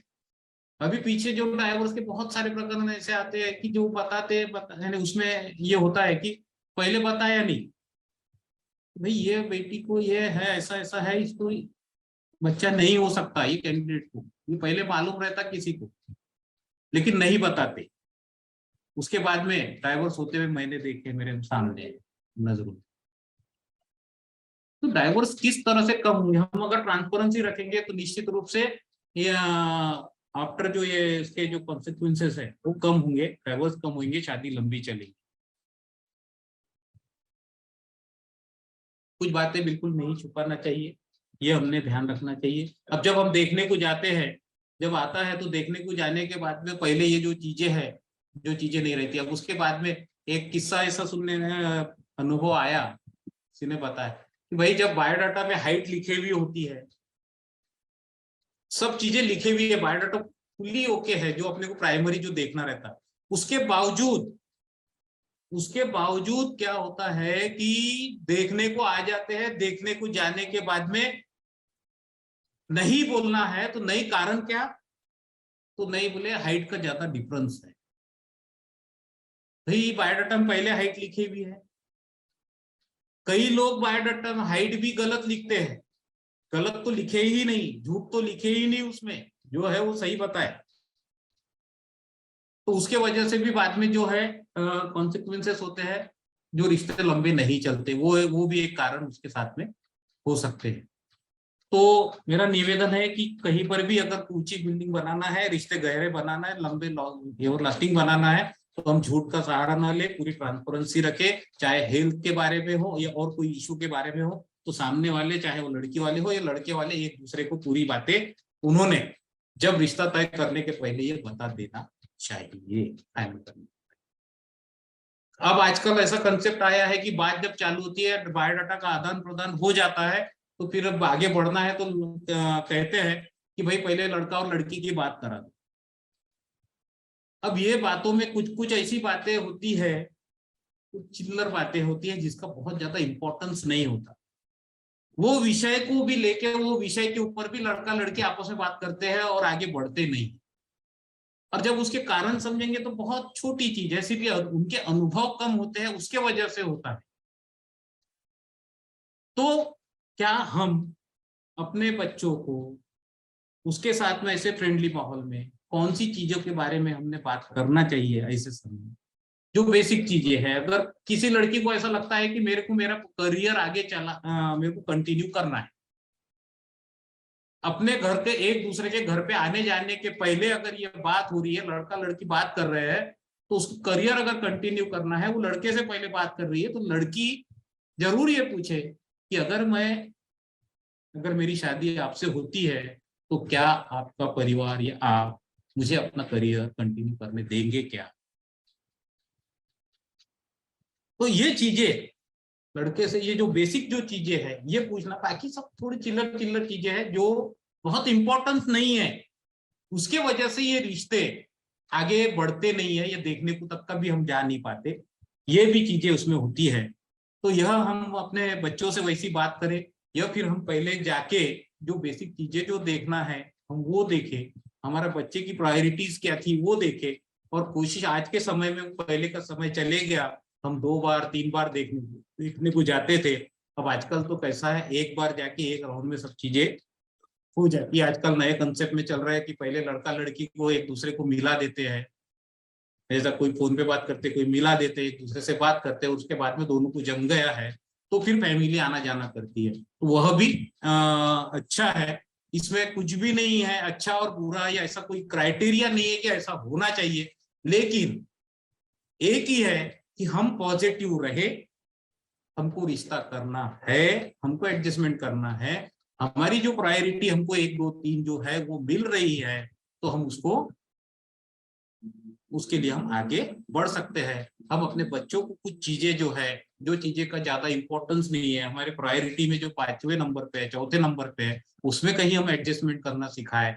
हो सकता है कि बाकी सब अच्छा है, बहुत अच्छी चीजें मिल रही है सिर्फ एक चीजों के कारण, लेकिन उसका ज्यादा शायद हो सकता है उतना इंपॉर्टेंस नहीं है, तो वहां एडजस्टमेंट करना सिखाए, बाकी वो रिश्ता ना छोड़े। ऐसा मुझे ऐसा ऐसे कई उदाहरण ऐसे है कि जो बच्ची पहले जिसका अफेयर किसी के साथ में था, लेकिन अपने पेरेंट्स को बोल नहीं पाई, कुछ जगह बोला भी गया, लड़की ने बोला भी, कैंडिडेट ने बोला भी, लेकिन उसके पेरेंट्स नहीं माने, अपने इसमें नहीं चलता, कुंडली नहीं मिलती, हमका ढमका कई कारण बता के वो लड़की की शादी उसके साथ में नहीं करे, शादी कर दिए दूसरे जगह, जान पहचान रिलेटिव में रिश्ता बताया, उन्होंने रिश्ते में देखा दिखाया, वो लड़के से शादी की है, और आफ्टर 2 महीने के बाद में उसका डाइवोर्स हुआ, 4 साल के बाद में वापस उस लड़के से उसकी शादी हुई जिसके साथ उसका अफेयर था, जिसको वो चाहता। फिर ये सिचुएशन क्यों आने थे? उसके बजाय सबसे मैंने पहले कहा कि हम ओपन डिस्कशन हमारे बच्चे के साथ, फिर बायोडाटा बनाने की जरूरत ही नहीं। अगर अच्छा है, वो बेटी अगर सोच रही है कि ऐसा ऐसा है, तो इसलिए देखो तो सही, अगर उसने सोचा है उसको देखो तो सही, फिर उसके बाद में अगर आपको लगता है कि इसमें बेटा ये ऐसा ऐसा है, हमको इसके बारे में ऐसा लग रहा है, थोड़ा सा वो देख ले। अगर ऐसा लगता है कि नहीं मेरे बेटी ने या मेरे बेटे ने जैन समाज में ही शादी करना चाहिए, तो अपने बच्चों का प्रोग्रामिंग ही वो ऐसा करे। उसकी उम्र 14-15 साल की हो जाती है, उसका प्रोग्रामिंग ऐसा करे, बेटा तेरे को जब भी शादी करना रहेगा ना, लेकिन तूने ऐसा कुछ ध्यान में आया तो जैन लड़का देखना, अपने को जैन चलेगा, ऐसा कुछ तेरे ध्यान में आया तो बता देना। तो आपका कैंडिडेट कुछ दूसरा कदम उठाने के पहले एक बात निश्चित है कि वो आपके साथ में डिस्कशन करेगा। इस तरह का फ्रेंडली माहौल अगर आप अपने घर में रखते हैं, मेरे ध्यान में आएंगे तो मैं बताऊंगा, तेरे ध्यान में कोई लड़का है तो तू बता देना, या लड़की है तो तू बता देना, तो हम अपने कोई दिक्कत अपन नहीं देख सकते, अपन सोचेंगे, विचार करेंगे, यह सब चीजें अपन इसमें कर सकते हैं। ये अगर ये चीजों के तरफ हम अगर वर्क करें, जैसा मैंने कहा कि एजुकेशन के वजह से हमारे को रिश्ते जल्दी नहीं होते, डिस्टेंस के वजह से रिश्ते जल्दी नहीं होते। अब आज डिस्टेंस की बात कर रहे हैं, अरे एक नाइट अगर हमको मिल गई तो कहाँ का आदमी कहाँ चले जाता, पूरे देश में एक नाइट मिल गई तो फिर क्या है, ज्यादा दूर नहीं देना है, ये नहीं है। अगर ऐसा सोचते हैं, हम जो सोचते हैं, अगर वैसा हर एक ने सोच लिया तो ये समस्या हल हो सकती है जैसा हम चाहते हैं। उसके बाद में कोई गारंटी नहीं लेता, डिसीजन लेने में हमको तकलीफ जाती है, गारंटी आजकल तो नहीं लेते कोई, क्योंकि क्या हो गया, अभी का जो इन्वायरमेंट है, हमने क्या कर दिया, बच्चों को पढ़ाना लिखाना, बच्चे इतना आजकल वो पढ़ाई का जो बोझ है ना वो बहुत ज्यादा हो, पढ़ाई ट्यूशन क्लासेस कोचिंग इतना सब, ये सब इतना चला कि बच्चा जब बड़ा होता है 10वीं 12वीं होता है, उसके बाद में अपने शहर से बाहर चले जाता है। क्या हम अपने बच्चे को सोशली अपने समाज में ले जाते हैं क्या? जब बच्चा पूरा ग्रेजुएट पोस्ट ग्रेजुएट हो जाता है, जब उसका यहाँ कोई परिचय और उसका किसी से इंटरेक्शन नहीं रहता, ऐसे समय जब भी कम्युनिटी के छोटे ऐसे कुछ भी प्रोग्राम होते, एक विजिट हमारे बच्चे को कहीं ले जाना, लोगों से मिलाना कि ये ऐसा है। अभी क्या होता है, जब अब मेरे को मेरे बेटे की शादी करना है और जब बायोडाटा जाता किसी के हाथ में, तो वो इंक्वायरी करता है कि अमरावती में लड़का है, ये कैसा है। गांव के लोग, मेरा बच्चा यहाँ पे 10वीं 12वीं पढ़ा और उसके बाद में बाहर गाँव पढ़ रहा और सीधा पोस्ट ग्रेजुएशन होके वो बाहर है, जॉब कर रहा है। ऐसे समय क्या होता है, जब वो इंक्वायरी करते हैं तो उसको क्या होता है कि गांव में के जो लोग रहते, फिर वो लोग कौन से, हर गांव में, हर शहर में ऐसे तथाकथित लोग रहते हैं जिनके पास लोग जाते हैं, बाहर के लोग जाते हैं, ये बाहर के अपने शहर के भी जो लोग हैं, उस शहर के रहने वाले भी लोग हैं जो उसको जानता नहीं होगा, लेकिन उस शहर के भी लोग वो तथाकथित लोगों के पास जाते हैं कि ये कैसा है, क्या नहीं, उसके बारे में जानकारी ले। अब मित्रों, अगर उसके पास हमारी जानकारी है तो वो सब बराबर बता देगा। उसके पास पूरी जानकारी अगर ऐसे समय अगर है मैं रहा तो मैं क्या बोलूंगा, भाई मेरे को इतनी इतनी जानकारी है, उसके बाद की मेरे पास जानकारी नहीं, ये हम बोल सकते हैं। लेकिन ये ना करे हमारे पास जानकारी उसकी नहीं है और उसके बारे में भी हम कुछ उसको बोल दे रहे हैं। ये मेरा अनुभव आया, मैंने भी अनुभव किया है, मैंने देखा, और उसके बाद में मैंने जब मेरे को दिक्कत आई तो मैंने एक काम किया, ऐसे शहर के तथाकथित लोगों को मैंने सर्च किया, एनालिसिस किया कौन है वो लोग, और उन लोगों को मैंने मेरी इंफॉर्मेशन पहले पहुंचाई। अब पहले क्या होता था, भाई मैं उसको जानता, वो संजय आचलिया है ना, हाँ वो अच्छा तो है, ऐसा ऐसा है, वो जानता, बाकी मेरे को लड़के के बारे में मेरे को कोई जानकारी नहीं। तुम देखो, जैसे उसने ये बोल दिया कि भाई मेरे को जानकारी नहीं, तुम देखो, उसने प्रश्न चिन्ह खड़ा कर दिया सामने वाले के मन के, इसमें फिर ये हो। तो हम अपने बच्चों को जहां पे भी है, भले ही 10 मिनट के उन्होंने एक विजिट कराए, अपने घर में समाज के लोग आते हैं, समाज के जब प्रोग्राम होते हैं, चाहे वो किसी फंड जमा करने के लिए हो, चातुर्मास है, दिवाली है, होली है, ऐसे समय फंड जमा करने के लिए होते हैं। और नहीं अगर कोई चाहे अपने घर पर, अपना घर दूर है, समाज के लोग कम आते हैं, तो हम अपने समाज में, समाज के लोगों का अपने घर पे कोई तो भी एक बहाना, कोई तो भी एक इवेंट बना के, चाहे वो जन्मदिन का हो या 21वीं एनिवर्सरी हो या कुछ भी बनाते हुए अपने घर पे समाज के लोगों को बुलाए, अपने घर के फैमिली मेंबर का उनसे परिचय कराए। जब उनसे वो इंटरेक्ट करेंगे, उनसे बातचीत करेंगे, उसके बारे में उसको जानकारी मिलेगी। जब आपके बच्चे के बारे में जब फिर कोई पूछेगा, ऐसे समय उसकी जानकारी इस शहर का व्यक्ति उस शहर वाले को देगा, तो हमारे जो ऑब्स्टेकल जो है ये कम हो। जी। हमारा बच्चा, हम जाते हैं, लेकिन हमारी अभी जो पीढ़ी है ये बहुत कम है जो समाज में आना जाना करती है, तो उसका सोशल एक्टिवनेस बढ़ाए, सोशल के इवेंट में उसको पार्टिसिपेट करने को बोले, सोशल के जब ये इवेंट होते हैं या ऐसा कुछ रहा तो उसको वहां पे जाके पुरस्दारी वगैरह जो रहते हैं ना, वो थोड़ा कहीं ना कहीं उसे करे, समाज के लोग उसको पहचाने। हम अगर जा रहे हैं अपने बच्चे के साथ तो अपने बच्चे का परिचय उनसे कराए, ये अंकल का नाम ये है बेटा, ये अंकल ऐसा ऐसा। जब भी वो 1-2 बार जब मिलेगा, अरे कैसा रे बेटा, फिर वो नाम से पहचाने। तो ये हमारे जो विवाह में देरी होने के कारण में ये भी एक कारण है, वो भी एक थोड़ा सा है। स्टेटस जरूर है कि हम देखते हैं कि हमारे स्टेटस का होना चाहिए, अच्छा होना चाहिए, लेकिन एक बात ये सबसे पहले हमने इससे फोकस नहीं हटना चाहिए कि मेरे बेटे का या मेरे कैंडिडेट का जो रिश्ता हमको बनाना है वह एवर लास्टिंग हो, ये 7 जन्मों का रिश्ता हो। वो देखने के लिए अगर उसमें अगर थोड़ा सा कहीं स्टेटस में थोड़ा फर्क पड़ता होगा, स्टेटस तो बन जाएगा, आगे पैसा आ जाएगा, पैसा जो है हाथ का आज है कल नहीं। आज इसके पास बहुत अच्छा समझ के दे रहा है, कल उसके पास अगर नहीं, आज बहुत सस्ता समझ के दे रहे हैं, कल वो शायद हो सकता कुछ और प्रॉब्लम। ये किसी को नहीं मालूम कि भविष्य के गर्भ में क्या है। हम आज अच्छा देख के ही, अगर कहीं अगर ऐसा लग रहा है बाकी सब चीजें अगर अच्छी है, परिवार अच्छा है, लड़का अच्छा है, थोड़ा सा अगर कहीं स्टेटस, थोड़ा पैसा अगर कम होगा ना, मिलेगा बेटी किसी के, अगर सिकंदर बहुत अच्छे होंगे उसके मुकद्दर में होगा, मिलेगा अपने बेटी के पायगुन उस घर में जाएंगे तो अच्छा होगा, ये भी हो सकता है।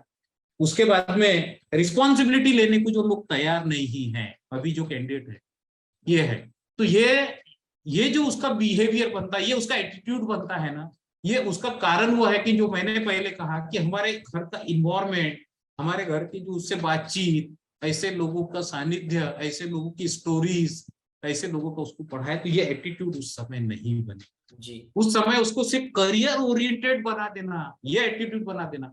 हम अगर ये है, लड़की को अगर ये पूछे तो बेटी का है, अगर बेटी है जेंडर, तो उसमें यह है कि बेटा अपने को देखो, ये घर का काम तो करना ही है, जितना है करना ही है।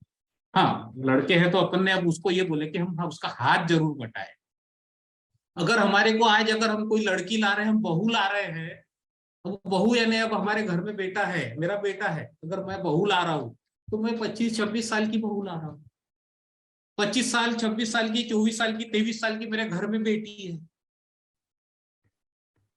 तो बहू और बेटी, ये वर्ड जो है, ये वर्ड में जो है ना, बहू बहू है और बेटी बेटी। हम बोलने के लिए हमारे लिए बहुत अच्छा है, बहुत बोलते हैं कि हम बहू को ना बेटी के जैसा रखेंगे। ये बोलने के लिए क्या वास्तव में ये सोचो कि हकीकत में क्या मैं उस बहू को मैं बेटी की तरह रखता हूँ क्या? मेरी बेटी अगर रात में मेरी बेटी अगर सोती है और सवेरे 9 बजे 10 बजे उठती है,